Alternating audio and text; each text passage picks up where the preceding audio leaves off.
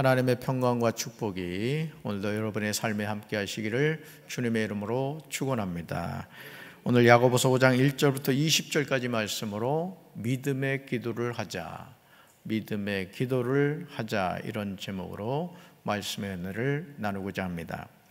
사람이 무엇을 바라보고 사느냐는 참 중요합니다. 왜냐하면 사람이 무엇을 바라보느냐에 따라서 그의 삶이 달라지기 때문에 그렇습니다. 돈을 바라보는 사람은 온통 돈에 관한 생각이 가득하죠. 성공을 바라보는 사람은 성공하려는 방법에 몰두하게 됩니다. 하지만 하나님의 자녀는 돈도 아니고 성공도 아닌 오직 예수 그리스도를 바라보며 살아야 할 줄로 믿습니다. 왜냐하면 이것이 하나님의 자녀로 이 세상에서 승리하는 유일한 비결이기 때문에 그렇습니다. 야고보는 농부와 엘리야를 통하여 우리에게 기도의 중요성을 말하고 있습니다. 농부가 길이 참음으로 귀한 열매를 기다리듯이 엘리야가 간절히 기도했듯이 서로 기도하라고 권면하고 있습니다. 그러므로 이제 우리는 기도의 자리를 다시 회복해야 할 줄로 믿습니다. 첫 번째 볼까요? 부한 자들은 자신에게 임할 고생으로 말미암아 울고 통곡해야 합니다. 야고보는 1절에서 부자들에게 경고하고 있죠. 1절 같이 읽습니다. 들으라, 부한 자들아, 너에게 임할 고생으로 말미암아 울고 통곡하라. 아멘. 야고보는 지금 부자들에게 들으라, 들으라 이렇게 말하죠. 부자들에게 닥쳐올 비참한 일들을 생각하고 울며 부르짖으라 이렇게 말합니다. 왜죠? 야고보는 왜 이런 말을 하는 것일까요? 그 이유가 2절과 3절에 나옵니다. 같이 읽습니다. 너희 재물은 썩었고 너희 옷은 좀 먹었으며 너희 금과 은은 녹이 쓸었으니 이 녹이 너희에게 증거가 되며 불같이 너희 살을 먹으리라. 너희가 말세에 재물을 쌓았도다. 아멘. 부자의 재물이 썩었습니다. 부자의 옷은 좀 먹었습니다. 부자의 금과 은이 녹이 슬었습니다. 그런데 이 녹이 부자를 고발할 증거가 된다는 거예요. 증거가. 불과 같이 부자의 살을 먹을 것입니다. 부자는 세상 마지막 날에도 재물을 쌓았습니다. 그렇다면 부자들이 이런 재물, 즉 금과 은을 어떻게 쌓은 것일까? 4절과 5절에 그 내용이 나오죠. 여러분 성경을 보세요. 성경 보면 4절과 5절에 뭐라고 나오죠? 부자의 밭에서 곡식을 벤 일꾼들에게 주지 않고 가로챈 품삯이 소리를 지르고 있다는 거죠. 지금 중국에서 시진핑 주석이 우리 다 잘 살자 공동 분배인가요? 그런 정책을 지금 펴면서 사실은 이제 나라가 좀 혼란스러운 그런 모습을 보게 됩니다. 그런데 오늘 이 야고보 사도가 지금 얘기하고 있는 이 분배 문제에 대한 것을 언급하고 있는 것을 보게 됩니다. 그 일꾼들의 아우성이 전능하신 주님에게 들어갔다는 거죠. 일꾼들에게 주지 않고 가로챈 품삯으로 부자는 이 땅 위에서 사치와 쾌락을 누렸습니다. 그러므로 부자는 사륙의 날에 마음을 살찌게 하였다는 것입니다. 부한 자들에게 이런 경고를 한 야고보는 6절에서 이렇게 말하죠. 6절 같이 읽습니다. 너희는 의인을 정죄하고 죽였으나 그는 너희에게 대항하지 아니하였느니라. 아멘. 지금 누구에 관한 얘기죠? 예수 그리스도에 대한 말씀입니다. 결국 말세에 재물을 쌓는 삶이 어떻게 되느냐에 대해서 야고보는 경고하고 있는 거예요. 우리 가족들도 보니까 하우스 농사도 하고 이게 외국 분들을 이렇게 쓰시는 경우가 많은 것 같습니다. 그렇지는 않겠습니다만 우리 성도들 가운데 혹여나 그분들 임금을 떼먹는다거나 또 비인격적으로 대한다거나 그러면 안 돼요. 우리나라도 가난하던 시절에 중동에 가서 저 외국에 가서 그 달러 벌기 위해서 얼마나 멸시천대를 당했습니까? 지금도 아메리칸 드림을 이뤘다고 하지만은 여전히 미국 사회는 인종차별이 심하거든요. 흑인보다도 못한 등급이 바로 동양인들이라고 그렇게 얘기를 하더라고요. 그렇게 취급을 받고 있다는 것이죠. 있다는 거죠. 사랑하는 성도 여러분, 재물을 땅에 쌓는 삶이 아니라 하늘의 보화를 쌓아가는 삶을 살게 되길 주님의 이름으로 축원합니다. 제가 누누이 말씀드리지만 여러분 부자 되시기 바랍니다. 그런데 그 부자가 된 목적이 있어야 된다는 거예요. 내가 부자가 돼서 내가 어떤 삶을 살겠다는 목표가 있어야 되는 거예요. 그냥 갖다가 묻어놓기만 하고 거기에 동록이 해야 하는 것만큼 어리석은 삶은 없다는 것이죠. 부자가 되시되 그 부를 통해서 하나님의 영광을 위해서, 가난한 이웃을 위해서 쓸 줄 아는 우리 성도들 되길 주님의 이름으로 축원합니다. 자, 두 번째 볼까요? 주님이 주신 결말을 보고 주님은 자비하시고 긍휼히 여기심을 알아야 합니다. 신앙생활을 잘하는 비결이 무엇일까요? 우리는 누구나 신앙생활을 잘하고 싶습니다. 여러분 그렇죠? 네, 얼굴에 써 있어요. 신앙생활 잘하고 싶어 잠도 안 자고 새벽기도 왔음, 이렇게 써 있단 말이죠. 주께서 상급을 받고 싶고, 주님께 상급을 받고 싶고 구원받아 천국 가고 싶은 열망이 있어요. 저도 그래요. 저도 이 목회를 마치고 육신의 장막을 벗고 주님 앞에 섰을 때, 야, 너 목회 참 열심히 잘하더구나, 내가 너 때문에 참 내가 살 기분이 났다, 이렇게 하나님 앞에 칭찬드려야지. 내가 너 바라볼 때마다 열불이 나가지고 내가 너 일로 와 이러면 되겠어요? 우리가 신앙생활도 기쁨으로 잘 감당해야 될 줄로 믿습니다. 그런데 뜻대로 되지 않죠. 잘하려고 하면 실수하고 넘어져요. 그러므로 야고보는 7절과 8절에서 승리하는 신앙생활의 비결을 제시해요. 어떻게 하면 승리할 수 있는가? 같이 읽습니다. 그러므로 형제들아, 주께서 강림하시기까지 길이 참으라. 보라, 농부가 땅에서 나는 귀한 열매를 바라고 길이 참아 이른 비와 늦은 비를 기다리나니 너희도 길이 참고 마음을 굳건하게 하라. 주의 강림이 가까우니라. 아멘. 야고보가 신앙생활을 잘하는 방법으로 제시하는 것은 길이 참는 거예요. 따라합시다. 길이 참자. 좀 길게 할수록 좋아요. 길이 참자. 그레시우 하여 충청도 하고 잘 맞는 건데, 야고보는 7절과 8절에서 무려 3번에 걸쳐서요, 3번에 걸쳐서 길이 참으라, 길이 참아, 길이 참고 마음을 굳건하게 하라, 이렇게 말하죠. 이렇게 하는 이유가 뭐죠? 주께서 강림하시기까지, 주의 강림이 가깝기 때문이라는 것입니다. 그렇습니다. 신앙생활은 주님이 오실 때까지 길이 참고 견디는 거예요. 배가 남산만한 산모가 애가 태어날 때까지 길이 참고 힘을 줘야지 응애하고 태어나는 거지. 아이고 나 아파서 도저히 못하겠다, 그러면 애도 죽고 산모도 죽는 거예요. 우리가 하나님이 주신 어떤 상급 열매가 맺혀지기 위해서요, 인내할 줄 아는 그런 신앙을 가져야 된다는 거죠. 주님이 오실 때가 가깝기 때문에 그래요. 주님 오실 때가 가까운 줄로 믿습니다. 그래서 가끔 이렇게 그 영상을 통해서 예언하는 분들이나 또 간증하는 분들의 공통된 얘기가 뭐냐면 주님이 오실 날이 멀지 않았다는 거예요. 또 이런 얘기하면 콧방귀 끼면서 2000년 전부터 그랬어요, 이런 분들이 또 있는데, 여러분 하루가 1000년 같고 1000년이 하루 같은 거예요. 여러분 우리 삶에는요, 오늘이 우리 인생의 마지막입니다. 아멘. 우리에게 내일은 없어요. 우리는 매일 오늘 하루를 살아가는 거예요. 누구 바라보면서? 하나님 바라보면서, 예수님 바라보면서. 길이 참고 기다림에 있어서 우리가 피하는 것이 뭐냐? 서로 원망하는 거예요. 원망하는 거예요. 우리는 서로에게 불평하지 말아야 될 줄로 믿습니다. 저와 여러분이 서로 원망하고 있으면 심판을 면하기 어렵습니다. 지금 심판하실 분이 문 앞에 와 계심을 기억해야 돼요.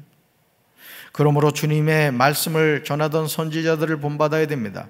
그들은 많은 고난을 겪으면서도 오래 참았어요. 여러분 주님의 사명을 감당하는 것은 뭡니까? 오래 참는 겁니다.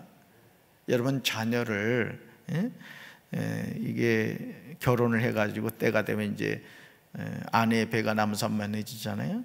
그러면 여러분 차라리 뱃속에 있을 때가 편하거든요. 그죠?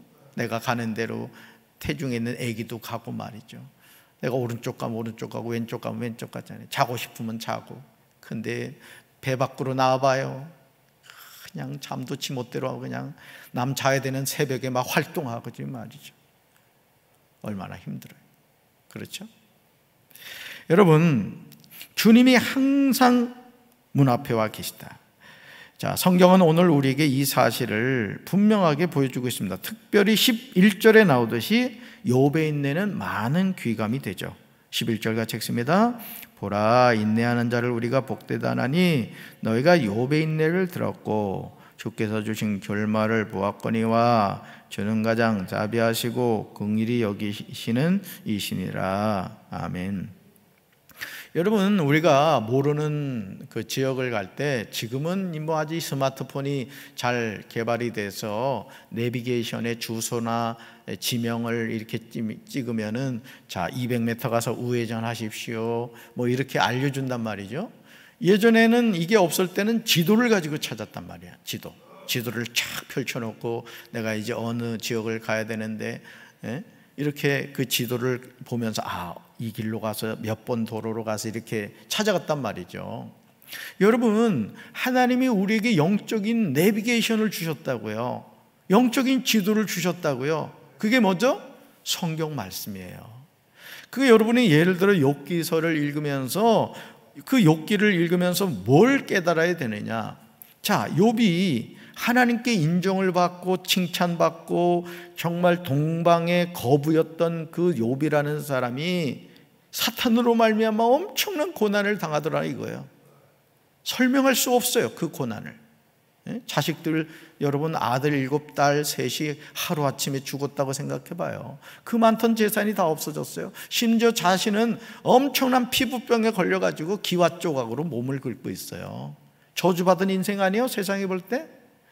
자, 그러면 보자 이거예요. 그 욥이라는 인물이 어떻게 됐는가? 지도를 추적 쫙 해가 보니까 뒤로 가니까 어떻게 돼요? 모년에 복을 주셨다는 거죠. 왜? 하나님을 향한 끝까지 믿음을 가졌기 때문에.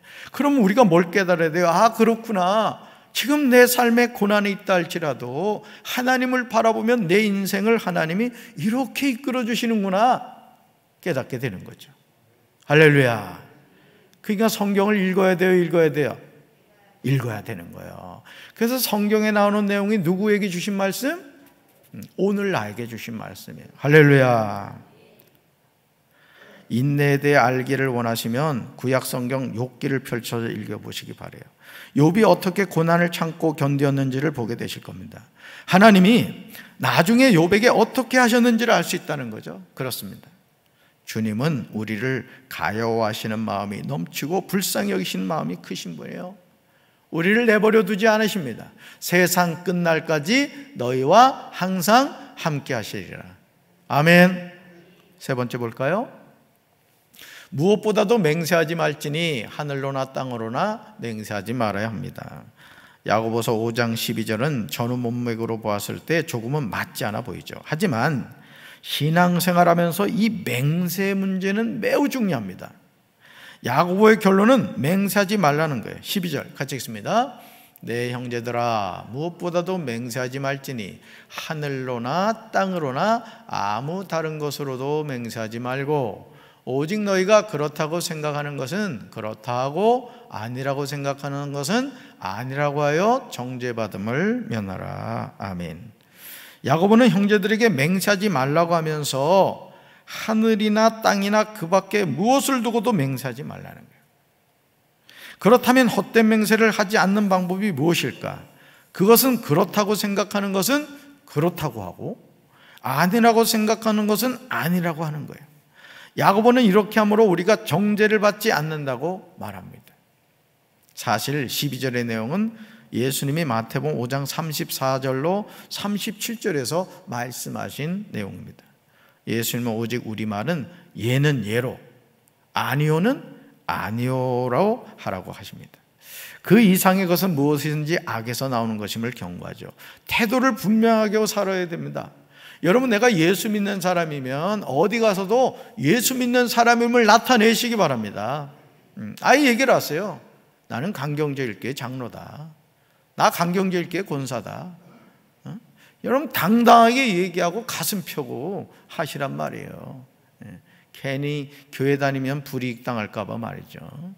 그렇게 행동하지 말고 태도를 분명히 하고, 아, 저 사람이 예수쟁이구나, 야, 예수 믿는 사람이 다르구나, 그렇게 인정받으시길 주님의 이름으로 축원합니다. 네 번째 볼까요?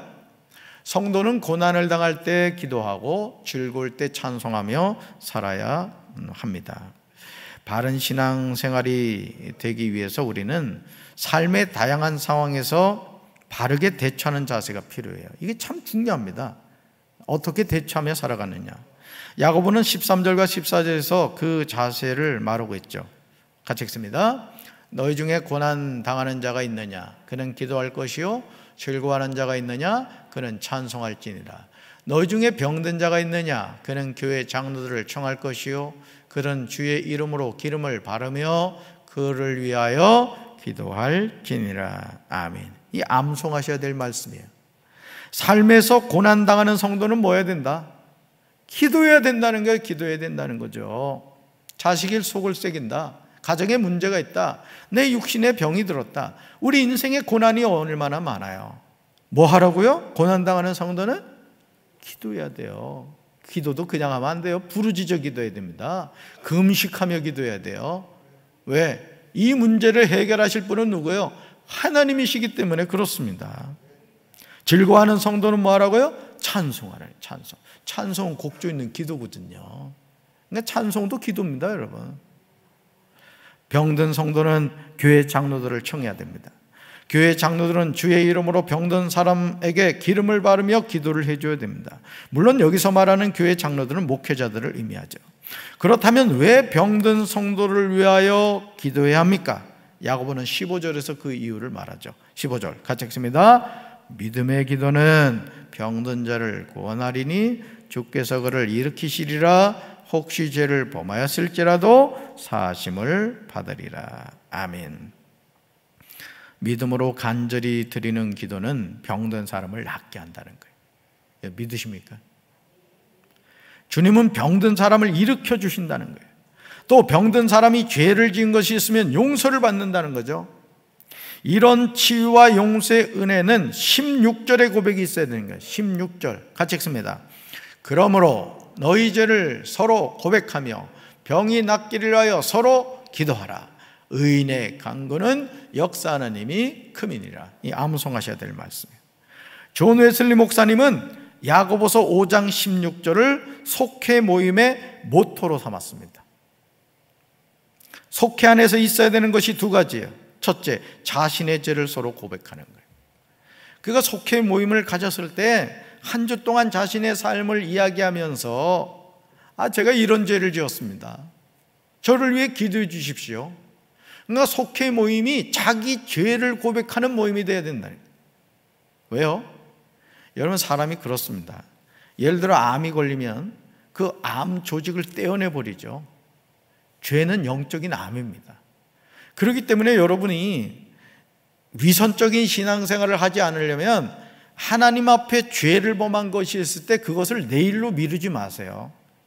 그날 저녁에 누웠는데 아이쿠, 내가 하나님 앞에 죄를 지었구나, 이런 성령님의 깨달음을 주시면 그 자리에서 무릎 꿇고, 아유 하나님, 제가 죄를 지었네요, 불쌍히 여겨주세요, 용서해 주세요, 바로 회개하고 주무시기 바래요. 그래서 속회 모임 안에서는 뭐 해야 된다? 자신의 죄를 서로 고백하는 거예요. 그리고 그 죄의 문제를 가지고 같이 기도하라고요. 근데 절대 여기서 주의사항, 속회 안에서 고백된 죄 고백은 밖으로 나가면 안 된다. 아멘. 그래서 그 속회 공동체 안에서 못할 말이 없어야 되는 거예요. 못할 말이. 근데 그냥 믿고 얘기했더니 동네방네 그냥 다음날 강경일보에 대문짝만하게 난 거야. 암흑의 권사 이런 죄를 지었다. 기자, 암흑에 속해 첩보원 어느 집사. 이러면 된다 안 된다? 절대 안 되는 게 절대. 그래서 여러분, 저는 제 자신도 그렇습니다. 제 자신도 하나님 앞에 죄를 지었을 때 그거 숨기면 뭐합니까? 죄는 누가 해결해 주세요? 하나님이 해결해 주세요. 고백하고 자수하여 광명 찾으시기 바랍니다. 절대 숨겨놓지 마시고. 두 번째, 속회 모임에서 뭘 해야 되느냐? 병이 낫기를 위해서 서로 기도하는 거예요. 여기 계신 분들 가운데 병 없는 사람 어디 있어? 얼굴에 다 써 있어요. 한두 가지 병을 갖고 있음. 그렇죠? 그걸 위해서 뭐하라? 기도하라. 이 병은 단순히 육신의 병만을 의미하지 않습니다. 영적인 병도 포함하며 다양한 삶의 문제도 포함하는 것입니다. 그렇다면 의인의 강구는 역사는 이미 크다는 것을 우리가 어떻게 알 수 있느냐? 과연 이것을 믿을 수 있느냐? 야고보는 17절과 18절에서 엘리야를 예로 들고 있어요. 그러니까 성경에 기록된 한 구절 한 구절은 그냥 쓰여져 있는 게 아니야. 너무너무 논리적이에요. 같이 읽습니다. 엘리야는 우리와 성정이 같은 사람이로되 그가 비가 오지 않기를 간절히 기도한즉 3년 6개월 동안 땅에 비가 오지 아니하고 다시 기도하니 하늘이 비를 주고 땅이 열매를 맺었느니라. 아멘. 이 예수님의 동생 야고보가 딱 앞부분에 뭐라고 언급해요? 엘리야는 우리와 같은 본성을 가진 사람이다. 똑같은 사람이라는 거예요. 그러니까 우리 의식 속에 그 어떤 잘못된 생각을 가지지 말라는 거예요. 우리는 엘리야면 엘리야 이렇게 생각하잖아요. 야고보는 아니라는 거예요. 똑같다는 거예요. 똑같다는 거예요. 우리와. 그런데 엘리야의 기도는 하늘 문을 닫고 하늘 문을 여는 능력으로 나타났다는 거예요. 왜죠? 믿음의 기도를 엘리야가 하였기 때문에. 그러니까 오늘도 믿음의 기도를 하면 어떤 능력이 있다? 하늘 문을 열고 닫는 능력이 있다는 거예요. 할렐루야. 오늘도 믿음의 기도는요, 불가능을 가능하게 합니다. 이 세상에서 기도하는 사람만큼 무서운 사람이 없어요. 이 세상에서 기도하는 사람만큼 지혜로운 사람이 없다고요. 새벽 제단에 나올 정도면 그래도 그렇죠? 우리끼리 얘기지만 어떤 병이든 치료받습니다. 어떤 인생의 문제든 해결받습니다. 저는 저와 여러분이 이런 믿음의 기도를 통해서 다양한 응답을 받게 되시길 주님의 이름으로 축원합니다. 그래서 모이면요, 간증해야 돼요. 서로.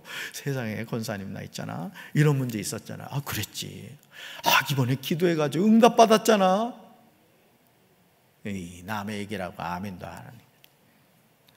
보세요. 근데요, 야고보서가 이것으로 끝날 것 같은데요, 19절과 20절 보세요. 미혹의 문제에 관하여 말합니다. 신앙생활에서 미혹의 문제는 생각보다 심각합니다. 즉 우리가 영적으로 분별하지 않으면 미혹되어 진리에서 떠나게 된다는 거예요.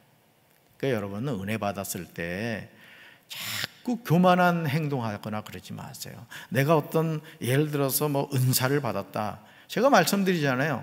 은사를 받았으면 담임 목사를 찾아오라 이거예요. 그리고 얘기를 하란 말이에요. 목사님 저에게 이런 은사가 있는 것 같습니다. 아 그렇습니까? 그럼 얘기 나눠보면 안단 말이에요. 이게 진짜인지 가짜인지. 그러면 그 은사를 가지고 장난치지 말고 믿음의 공동체 안에서 그걸 양성할 수 있다는 거예요. 예를 들어 내가 신유의 은사를 받았다. 그러면 담임 목사하고 병든 사람을 같이 신방을 하는 거예요. 왜? 하나님 주신 은사를 쓰는 거죠.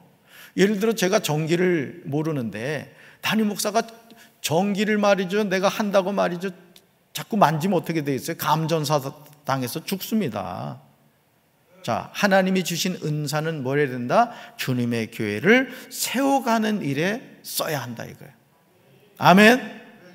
그래서 여러분들이 혹여나 하나님이 주신 은사 가지고 개인적으로 뭐 이렇게 모여서 하고 그러지 마세요. 그거는 영적으로 교만마귀가 들어가면요 거의 돌이키질 못해.